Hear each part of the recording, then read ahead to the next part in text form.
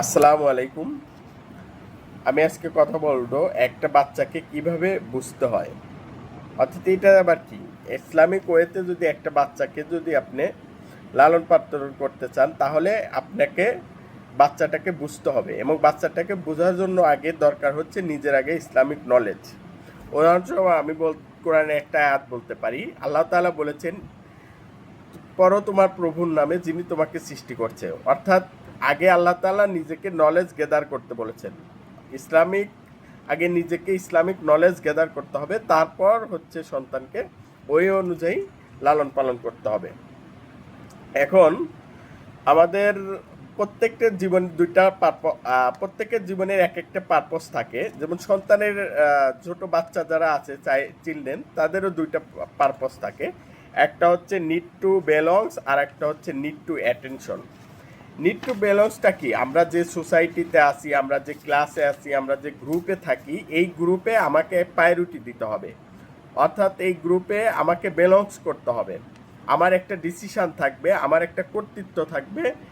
এইটাই হচ্ছে need two বেলংস। উদাহরণস্বরূপ আমি একটা জিনিস বলতে পারি। আমাদের নেক্সট মাসে আমাদের তো কিছুদিন পর ওয়ার্ল্ড কাপ টুর্নামেন্ট হবে। এখন আমাদের বাচ্চাদের অনেক বাপ মা বলে যে খেলা দেখলে সময় নষ্ট হবে, তো সেক্ষেত্রে বাচ্চাকে খেলা দেখতে দিতে চায় না। কিন্তু এইটা হচ্ছে মিনিমাম 20 মিনিট 30 মিনিট হলেও খেলা দেখতে দেওয়া উচিত। কারণ কেন উচিত? কারণ যখন এই বাচ্চাটা স্কুলে যাবে, তখন যখন ওর গ্রুপের সব ফ্রেন্ড সবাই যখন ওই খেলার টপিকস নিয়ে আলোচনা করবে, তখন ও প্রায়োরিটি পাবে না। তখন বাচ্চাটা একটা আনইজি ফিল করবে। তখন যদি ও খেলাটা দেখলো, ওইটা নিয়ে কিছু নলেজ গেদার করলো, এইটা যদি ও বলতে পারে, তাহলে ওই গ্রুপে একটা প্রায়োরিটি পাবে। এইটাই হচ্ছে নিড টু বেলংস। আর একটা হচ্ছে need to attention. Need to অ্যাটেনশনটা কি? ধরেন আমি একটা উদাহরণ দিয়ে বোঝাই। ধরেন একটা বাচ্চা ছবি আঁকছে, কিন্তু বাপ মা খেয়ালই করলো না যে ও ছবি আঁকছে।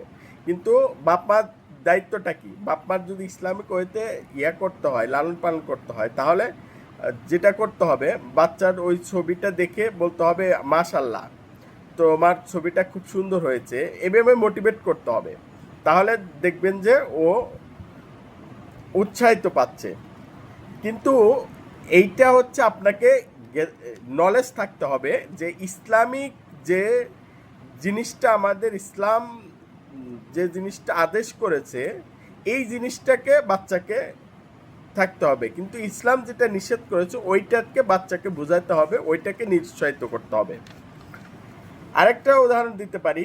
ধরেন আমাদের বাসায় এই ঘটনা প্রায়ই হয়। যেমন ছোট 3-4 বছরের বাচ্চা বারবার ফ্রিজ খোলার পরে মা ধমক দিয়ে বললো যে তোমাকে বারবার নিষেধ করার সত্ত্বেও কেন বারবার ফ্রিজ খোলো? তখন বাচ্চা আরও বেশি করে। কারণ কি? কারণ হচ্ছে ও চায় যে ওর মায়ের অ্যাটেনশন পেতে। এইটা রাইট ওয়েটা কি? রাইট ওয়েটা হচ্ছে ওকে ইগনোর করা। যদি ক্ষতি না হয়, জাস্ট ওকে ইগনোর করতে হবে, যে ওর মতো করুক। আর যদি দেখেন যে এটা ক্ষতি হতে পারে, তাহলে ওকে কি করতে হবে? অন্য একটা কাজে ইনভলভ করে দিতে হবে। এইটা হচ্ছে আরেকটা।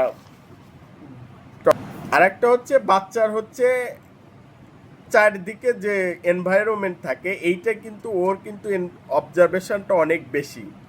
যেমন আমি উদাহরণ দিয়ে একটা বলতে পারি যে একজনের একটা বাচ্চা আছে, আর একটা নতুন নিউ বর্ন বেবি যখন আসে, তখন হচ্ছে ও যেটা আগের বাচ্চাটা মনে করে যে আমাকে এখন বেশি অ্যাটেনশন দিচ্ছে না, বাবা মা দাদা দাদি সবাই নতুন বাচ্চাটাকে অ্যাটেনশন দিচ্ছে, আমার গুরুত্ব ফ্যামিলিতে কমে যাচ্ছে। ও একটা ডিপ্রেশনে পড়ে যায়। এইটা এইটা হচ্ছে রাইট ওয়েটা কি? রাইট ওয়েটা হচ্ছে ওকে ওরে বোঝাতে হবে যে তুমি বড়, ও ছোট, আমাদের সবার টেক কেয়ার করতে হবে, ওকে মানুষ করতে হবে।